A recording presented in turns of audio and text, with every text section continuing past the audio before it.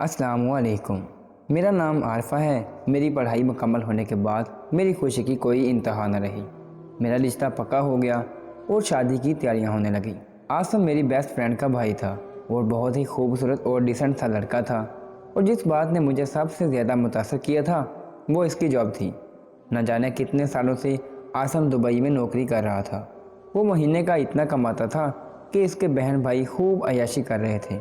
میں بہت حسین تھی، جس کی وجہ سے میری دوست نے اپنے بھائی کا رشتہ میرے لیے مانگ لیا تھا، اور میرے گھر والے بھی فوراً سے ہی اس رشتے کے لیے مان گئے تھے، کیونکہ آسمہ میرے دوست ہونے کے ساتھ ساتھ ابا کے دور کے رشتہ داروں میں سے بھی تھی، اور ابا کو اچھی طرح معلوم تھا کہ ان کے حالات کیسے ہیں۔ میرا ہونے والا شوہر چند ماہ کی چھٹیاں لے کر شادی کے لیے پاکستان آیا تھا، اور اس کے آنے کے کچھ دن بعد ہی ہم دونوں کی دھوم دھام سے شادی ہو گئی۔ میں نے سوچ لیا تھا کہ شادی کی رات ہی عاصم کو اپنی محبت میں پاگل کر لوں گی کہ وہ میرے بغیر ایک پل بھی گزارنے کا نہ سوچ سکے گا، اور میں بھی اس کے ساتھ دبئی چلی جاؤں گی۔ شادی کی رات جب عاصم کمرے میں آیا تو مجھے دیکھ کر اپنی بہن کی پسند کی دعوت دیے بغیر نہ رہ سکا۔ میں نے بھی اس کے ساتھ بہت زیادہ جذباتی لگاؤ کا اظہار کیا اور اپنی بے پناہ محبت اس پر نچھاور کی۔ میں بس کسی بھی طرح دبئی جانا چاہتی تھی۔ میری ہمیشہ سے یہ خواہش تھی کہ میں شادی ہو کر پاکستان سے کسی دوسرے ملک چلی جاؤں، اور عاصم کی وجہ سے میری یہ خواہش پوری ہونے والی تھی۔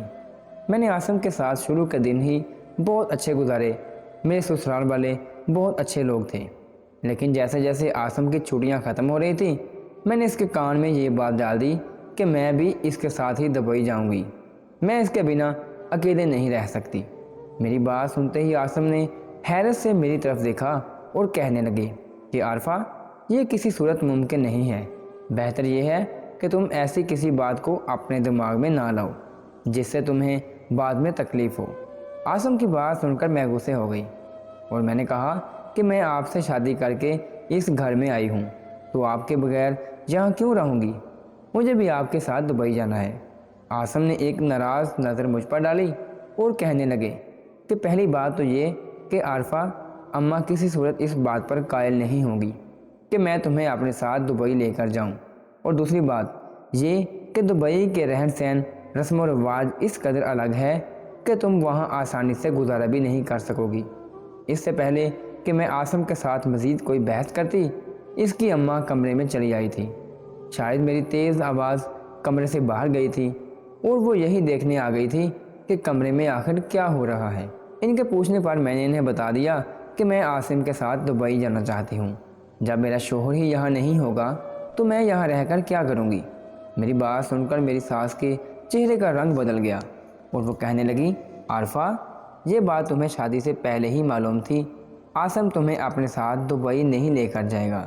وہ سارا وقت وہاں کام کرتا ہے، تم اکیلی سارا دن کیا کرو گی؟ اور پھر ایک غیر ملک میں عورت کا اکیلے دن گزارنا بھی بہت مشکل ہوتا ہے، اور وہاں کے مردوں کے بارے میں تو بہت کچھ عجیب باتیں میں نے سن رکھی۔ ایک غیر ملک میں عورت کا اکیلے دن گزارنا بھی بہت مشکل ہوتا ہے، اور وہاں کے مردوں کے بارے میں تو بہت کچھ عجیب باتیں میں نے سن رکھی ہیں۔ تم یہاں اکیلی نہیں ہو، بلکہ ہم سب تمہارے ساتھ ہیں۔ میری ساس کی باتوں اور لہجے نے مجھے باور کروا دیا تھا کہ عاصم کی مجھے ساتھ نہ لے جانے کی وجہ وہاں کے لوگ اور وہاں کا ماحول ہے۔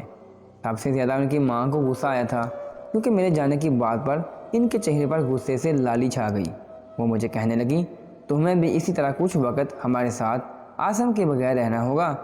میں نے بھی سوچ لیا تھا کہ میں عاصم کو منا کر ہی رہوں گی۔ میں ان کی نئی نویلی دلہن تھی، اور میری محبت میں تو ان کو راضی ہونا ہی تھا۔ یہی سوچ کر میں نے اپنی ساس سے بحث طلب کی، اور رات ہوتے ہی عاصم پر اپنی محبت کا جادو چلانے لگی۔ آخرکار یہ شادی میں نے دبئی جانے کے لیے ہی تو کی تھی، ورنہ میرے لیے رشتوں کی تو کوئی کمی ہی نہ تھی۔ میں خوبصورت تھی، جوان تھی، اور مجھے بہت آسانی سے کوئی اچھا رشتہ مل سکتا تھا، لیکن دبئی کی کشش اور پیسے نے مجھے عاصم سے شادی پر راضی کیا۔ عاصم کے جانے میں صرف 10 دن باقی تھے، اور ان 10 دنوں میں نے اس پر پوری طرح اپنا جادو چلایا تھا، اور وہ خود مجھے اپنے ساتھ لے جانے کے لیے سارا انتظام کر رہا تھا۔ اپنی اماں کو بتائے بغیر جس دن عاصم اور مجھے واپس دبئی جانا تھا، اس دن صبح ہی اس نے اپنی اماں کو بتایا کہ وہ مجھے بھی اپنے ساتھ لے کر جا رہا ہے۔ یہ خبر ان پر بجلی کی طرح گری تھی۔ وہ میری طرف نفرت بھری نظروں سے دیکھتے ہوئے کہنے لگی کہ بہت چالاک ہو تم۔ کہا تو انہوں نے اور بھی بہت کچھ تھا، لیکن میں نے ان کی کسی بات کو سننا بھی گوارا نہ کیا تھا اور اپنے کمرے میں جا کر پیکنگ شروع کر دی تھی۔ جب مجھے ان کے ساتھ جانا تھا، البتہ عاصم وہیں اپنی اماں کے پاس بیٹھا ان کی خوشامد کر رہا تھا۔ جب سے میرے جانے کا ذکر نکلا تھا اور میں نے ضد پکڑی تھی، میری دوست نے بھی مجھ سے بات کرنا بند کر دی تھی۔ اسے مجھ سے یہ امید ہرگز بھی نہیں تھی کہ میں شادی کے بعد اتنی بدل جاؤں گی۔ میں نے بھی اس کے ساتھ رہنا ہی نہیں تھا، تو پھر وہ کچھ بھی کہتی کیا فرق پڑنا تھا۔ سامان پیک کر کے جب میں عاصم کو بتانے کے لیے ان کی اماں کے کمرے کے پاس گئی تو ان کی اماں کی آواز پر دروازے کے باہر ہی رک گئی۔ ان کی اماں پتہ نہیں کس بارے میں بات کر رہی تھی اور کہہ رہی تھی کہ تو جانتا ہے کہ وہاں کا کیا مسئلہ ہے، تیری بیوی جوان ہے، کم عمر اور خوبصورت ہے، اس لیے میں کہہ رہی ہوں کہ اسے سب کچھ بتا دے کہ وہاں کے رواج کیسے ہوتے ہیں، اور میں کیوں نہیں جانتی کہ وہ تیرے ساتھ جائے، اور اگر وہاں تیرے بچے کی پیدائش ہوئی تو جانتا ہے وہاں کے رسم و رواج کے مطابق ہی تجھے سب کچھ کرنا پڑے گا۔ عاصم اپنی اماں کو یقین دلا رہا تھا کہ جب عارفہ حاملہ ہوگی وہ مجھے واپس بھیج دیں گے۔ ان کی بات سن کر میرے تن بدن میں آگ لگ گئی۔ ان کی اماں نے اپنے بیٹے کو اپنی باتوں میں پھنسا ہی لیا تھا۔ پتہ نہیں وہ کون سی رسم و رواج کی بات کر رہی تھی جس سے میری اولاد کو پریشانی ہوتی۔ میں بنا عاصم کو بلائے واپس کمرے میں لوٹ آئی تھی اور منہ بنا کر بستر پر بیٹھ گئی تھی۔ آدھے گھنٹے بعد عاصم کمرے میں آئے تو مجھے اس طرح بیٹھا دیکھ کر کہنے لگے کہ اب کیا ہوا ہے، اب تو تم میرے ساتھ ہی جا رہی ہو نا؟ میں اپنی اماں کو ناراض کر کے تمہیں اپنے ساتھ لے جا رہا ہوں۔ میں نے غصے میں کہا، کوئی احسان کر رہے ہیں؟ میں آپ کی بیوی ہوں، جہاں آپ رہیں گے وہیں میں رہوں گی، لیکن آپ تو ابھی سے ہی سوچ کر بیٹھے گئے ہیں کہ جیسے ہی حمل ٹھہرے گا آپ مجھے واپس بھیج دیں گے، جبکہ اس وقت مجھے آپ کی سب سے زیادہ ضرورت ہوگی۔ عاصم نے اپنا سر پکڑ لیا اور کہنے لگے کہ کچھ مجبوریاں ہوتی ہیں پردیس کی، جس کی وجہ سے انسان کو یہ فیصلہ کرنا پڑتا ہے۔ پاکستان اور دبئی میں بہت فرق ہے، اور وہاں بچے کی پیدائش پر میں بہت سے مسائل کا سامنا ہوگا، اسی لیے تمہیں واپس بھیجنے کی بات کی۔ فلائٹ میں کچھ ہی گھنٹے باقی بچے تھے اور میں اس کو ناراض کر کے آخری وقت پر یہ بازی ہارنا نہیں چاہتی تھی، اسی لیے خاموش ہو گئی۔ ایک دفعہ میں دبئی جاتی تو دوبارہ پلٹ کر واپس آنے کے بارے میں کبھی نہ سوچتی۔ ہماری شام کی فلائٹ بھی عاصم کے سنگ دبئی پہنچ چکی تھی اور ان کے بڑے سے اپارٹمنٹ میں قدم رکھ کر مجھے خوشی کا احساس ہو رہا تھا۔ میرا خواب تھا جو بچپن سے میری آنکھوں میں سجا ہوا تھا، آج پورا ہو گیا تھا۔ میں شادی ہو کر دبئی پہنچ گئی تھی۔ عاصم کا موڈ کچھ ٹھیک نہیں تھا، کیونکہ جب ہم ایئرپورٹ کے لیے گھر سے نکل رہے تھے تو ان کی اماں سلمت سے بہت زیادہ ناراض تھی، اور یہاں تک کہ گھر سے نکلتے وقت ان کی اماں نے مجھے اور عاصم کو اپنی دعائیں کے سائے میں بھی رخصت نہ کیا تھا۔ مجھے معلوم تھا کہ ایک دو دن میں صرف خود ہی ٹھیک ہو جائیں گے، اس لیے میں نے انہیں ان کے حال پر چھوڑ دیا اور خود اپنے اپارٹمنٹ کی کھڑکی سے باہر کے نظارے کرنے لگی۔ یہ دبئی کا خوبصورت شہر تھا جسے دیکھ کر میں بری طرح اس کے شہر میں کھو گئی تھی۔ میں نے سن رکھا تھا یہاں بہت ہی زیادہ خوبصورت سال ہیں، اور میں مرد کے ساتھ ان سالوں پر زندگی کے خوبصورت لمحات گزارنے کی خواہش مند تھی۔ ایک دو دن میں ہی مجھے اندازہ ہو گیا کہ یہاں کی زندگی پاکستانی زندگی سے بہت مختلف ہے، ہر چیز بالکل الگ تھی۔ شروع کے ایک دو دن ہم نے کھانا باہر سے آرڈر کیا تو وہ بھی میرے لیے اتنا مختلف تھا کہ مجھ سے ایک نوالا بھی نہ کھایا گیا، اور 2 دن بعد عاصم کے عربی باس نے ہمیں اپنے گھر کھانے پر دعوت دے کر بلایا تو میں خوش ہو گئی۔ یہ دبئی کی میری پہلی دعوت تھی، اور وہ بھی کسی عربی کے گھر میں۔ یہاں کے طور طریقے دیکھنا چاہتی تھی۔ میری ساس بار بار کہتی کہ عرب کے رواج ہم سے الگ ہیں۔ میں بھی جاننا چاہتی تھی۔ یہاں سلمت کے باس کوئی 27-28 سال کا جوان لڑکا تھا جسے دیکھ کر میں حیران ہو گئی تھی۔ وہ کینیڈا سے تعلیم حاصل کر کے آیا تھا، اسی لیے اسے عربی کے ساتھ انگلش بھی بہت اچھی آتی تھی، اور وہ ہم سے اس زبان میں مخاطب تھا۔ میں پڑھی لکھی تھی، اس لیے مجھے بھی کافی اچھی انگلش آتی تھی۔ عاصم کے باس روہیل کا گھر نہیں بلکہ کوئی محل تھا، جسے دیکھ کر میری آنکھیں خود ہی رہ گئی تھیں۔ حیرانی کی بات یہ تھی کہ روہیل ایک بہت ہی خوش اخلاقی عربی مرد تھا، جس سے مل کر مجھے بہت خوشی ہوئی۔ البتہ عاصم کا رویہ اس کے آگے بہت جھکا ہوا تھا، کیونکہ شاید عاصم اس کا ملازم تھا۔ لیکن میں اس سے عام انداز میں بات کر رہی تھی۔ روہیل کی فیملی میں کوئی بھی نہیں تھا، وہ جہاں اکیلا رہتا تھا اس کی فیملی دوسرے گھر میں رہتی تھی۔ واپسی پر روہیل نے کہا کہ اگر مجھے کسی بھی طرح کی مدد کی ضرورت ہو تو وہ حاضر ہو جائے گا۔ یہ سن کر مجھے خوشی ہوئی کہ وہ عاصم کا باس ہونے کے باوجود بھی اس قدر خوش اخلاق تھا۔ گھر واپس آ کر بھی میں نے عاصم کے ساتھ روہیل کی کافی تعریف کی تھی، لیکن عاصم کہنے لگے کہ یہاں کے مردوں میں ایک خامی ہوتی ہے جس کے بارے میں تمہیں اندازہ نہیں ہے۔ میں سمجھ نہیں سکی تھی کہ عاصم کس بارے میں بات کر رہے ہیں۔ میرے دل و دماغ پر تو روہیل اور اس کا محل چھایا ہوا تھا، اور پھر 2 دن بعد ہی میرے ہوش اڑ گئے جب مجھے اندازہ ہوا کہ میرے پاس حمل ٹھہر گیا۔ ابھی تو مجھے دبئی آئے ہوئے ہفتہ بھی نہیں ہوا تھا، اور اس خبر نے مجھ پر قیامت ڈھا دی تھی۔ میں جانتی تھی کہ جیسے ہی یہ بات میرے شوہر تک پہنچے گی وہ مجھے پہلی فرصت میں ہی واپس بھیج دیں گے۔ میری بدلتی ہوئی طبیعت مجھے بتا رہی تھی کہ یہ خبر میں زیادہ دن تک چھپا نہ سکوں گی۔ اس سے پہلے ہی میں کچھ ایسا چاہتی تھی کہ اس بچے سے جان چھڑوا لوں۔ اتنی جلدی تو میرا واپسی کا ہرگز بھی کوئی ارادہ نہیں تھا، لیکن نہ ہی مجھے یہاں کچھ معلوم تھا اور نہ ہی کوئی ایسی جان پہچان یا دوست جس سے میں اپنی پریشانی بیان کر سکتی۔ اور بہت سوچنے کے بعد میں نے خاموشی سے ایک دن اپنے ہی شوہر کے موبائل سے روہیل کا نمبر نکال لیا۔ وہ لڑکا مجھے بہت ہی اچھا لگا تھا اور مجھے یقین تھا کہ اس مشکل میں وہ میرا ساتھ دے گا۔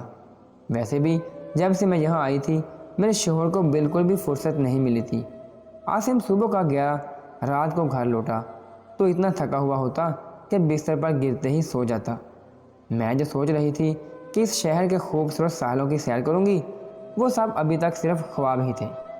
ہمارے یہاں آنے کے دوسرے دن سے ہی عاصم کو نوکری جوائن کرنی پڑی تھی اور میں سارا وقت فلیٹ میں تنہا پڑی رہنے لگی تھی۔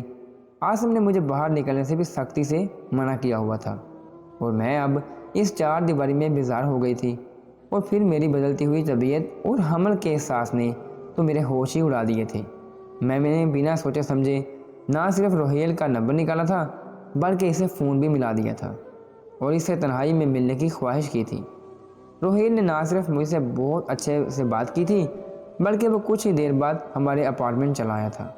میرے لیے ایک غیر مرد کے سامنے اپنے حمل کی بات بیان کرنا اور پھر اسے ضائع کروانے کے لیے کوئی طریقہ پوچھنا بہت ہی مشکل تھا، لیکن پاکستان جانے سے زیادہ مشکل نہیں۔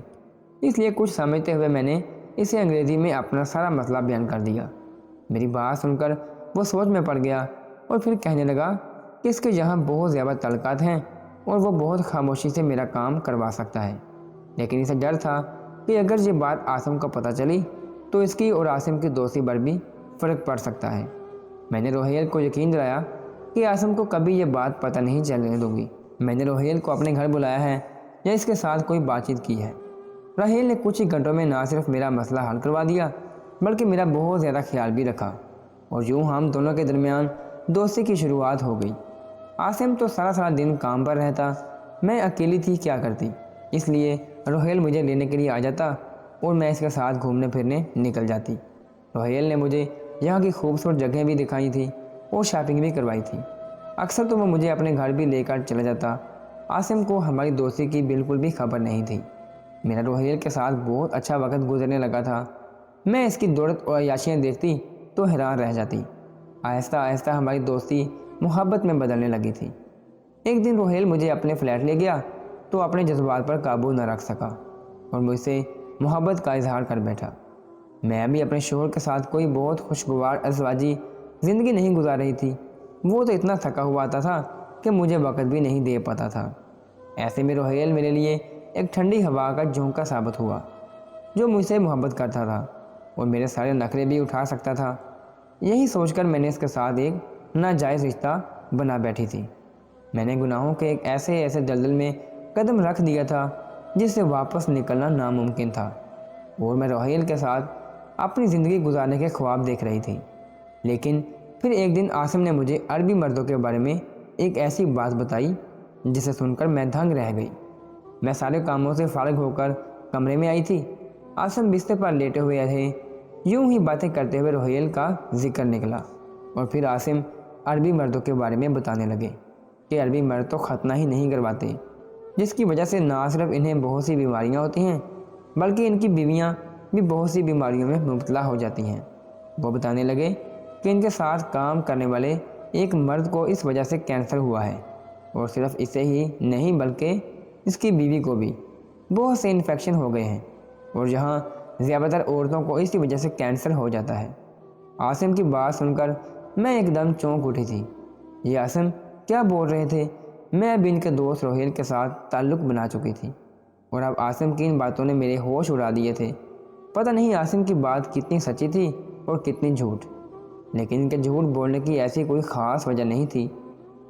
سوچ کر مجھے گھبراہٹ ہونے لگی۔ میں بہت زیادہ اس بارے میں سوچ رہی تھی، اور میں نے سوچا کہ میں روہیل سے بھی اس بارے میں ضرور پوچھوں گی۔ لیکن اس سے پہلے کہ میری دوبارہ روہیل سے ملاقات ہوتی، میرے شوہر نے بتایا کہ ان کی اماں کی طبیعت اچانک بہت خراب ہو گئی ہے، اور وہ مجھے اپنی اماں کے پاس واپس بھیجنا چاہتے ہیں۔ مجھے عاصم کی بات پر بالکل بھی یقین نہیں آیا تھا، کیونکہ ان کی اماں تو پہلے سے ہی میرے یہاں آنے پر راضی نہیں تھی۔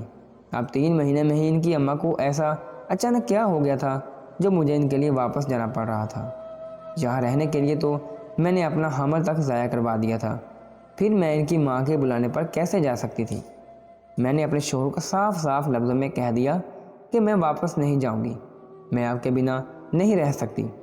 یہ سن کر عاصم نے مجھ سے بات چیت بند کر دی، اور پھر جیسے ہی میری روہیل سے ملاقات ہوئی تو میں نے اسے بتایا کہ میرا شوہر مجھے واپس بھیجنا چاہتا ہے۔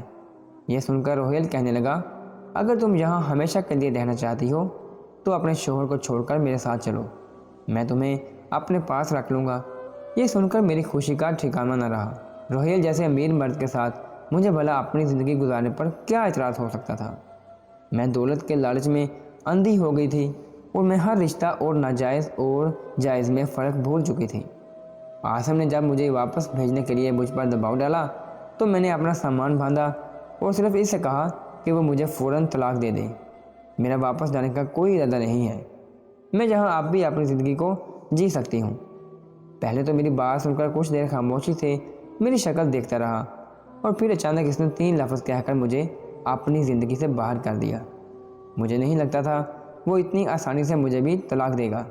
عام حالات میں کوئی بھی عورت کے لیے ان لفظوں کو برداشت کرنا مشکل ہوتا ہے، لیکن مجھے تو احساس ہی نہیں تھا کہ میں نے کیا کر دیا ہے۔ میں خوشی خوشی اپنے شوہر سے طلاق لے کر روہیل کے ساتھ رہنے کے لیے چلی گئی، اور روہیل نے مجھے اپنے محل میں رانی بنا کر رکھ لیا۔ مجھے اور روہیل کو ایک ساتھ رہتے ہوئے آدھا مہینہ گزر گیا تھا، اور اس آدھے مہینے میں عاصم نے پلٹ کر بھی میری طرف نہیں دیکھا تھا۔ اکثر ہی میرے پیٹ میں بہت زیادہ تکلیف رہتی، اور مجھے بار بار اپنے شوہر کی وہ بات یاد آتی کہ عربی مردوں کے ختنے نہیں ہوتے۔ 2 مہینے بعد روہیل نے یہ کہہ کر مجھے اپنے گھر سے نکال دیا کہ وہ مجھے اب اپنے ساتھ نہیں رکھ سکتا، کیونکہ اس کے ماں باپ کو میرے بارے میں معلوم ہو گیا ہے اور وہ اس سے ناراض ہیں۔ یہ بات سن کر میری روح تک کانپ اٹھی، اور میں نے روہیل سے کہا کہ میں کہاں جاؤں گی؟ تم نے تو مجھ سے شادی تک نہیں کی، میں کس کے آسرے پر اپنی زندگی گزاروں گی؟ روہیل کہنے لگا کہ یہ سب اس کا مسئلہ نہیں ہے، لیکن اب میں اس کی ضرورت نہیں رہی۔ میں جان گئی تھی کہ روہیل نے مجھے استعمال کرنے کے لیے یہ سارا کھیل کھیلا تھا، اس سے مجھ سے کوئی محبت نہیں تھی۔ میں واپس روتی پیٹتی اپنے کے پاس آئی تو عاصم نے میرے منہ کی طرف دیکھا، اور وہ جان گیا کہ مجھ پر کیا قیامت گزر گئی ہے۔ وہ مسکرا کر کہنے لگا کہ میں نے تمہیں سمجھانے کی بہت کوشش کی تھی، مجھے تمہاری عزت کے پردے کا بہت خیال رکھا تھا، اس لیے میں نے صاف لفظوں میں تمہیں روہیل سے ملنے کے لیے منع نہ کر سکا، ہمارے رشتے کا بھرم رکھا تھا، لیکن ختنہ کی بات کر کے تمہارے دل میں یہ بات ضرور ڈال دی تھی کہ عربی مردوں سے ان کے ساتھ تعلق قائم کرنا تمہارے لیے کتنا مشکل ہو سکتا ہے، مگر تم میں عقل کہاں تھی، اور میری بات سمجھنے کے بجائے روہیل کے جال میں پھنس گئی۔ تم نے تو ایک دفعہ مجھ سے یہ بھی نہ پوچھا کہ میں نے یہ بات کیوں کی ہے یا اس کے پیچھے کیا وجہ ہے۔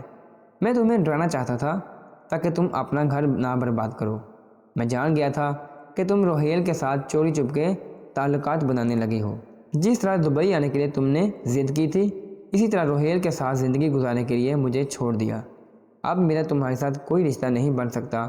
عاصم کی باتیں سن کر میں حیران رہ گئی تھی۔